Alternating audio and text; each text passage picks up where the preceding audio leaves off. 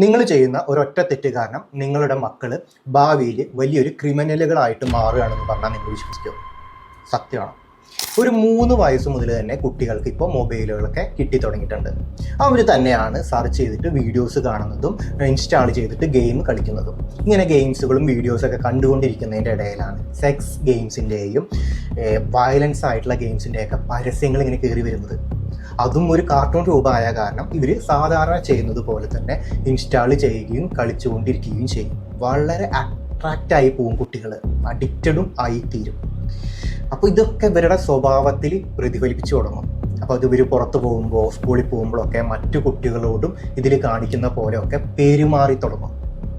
ഭാവിയിൽ ഇവരുടെ സ്വഭാവമായി മാറുകയും നല്ല ക്രിമിനൽ മൈൻഡ് ഉള്ള കുട്ടികളായിട്ട് തീരുകയും ചെയ്യും.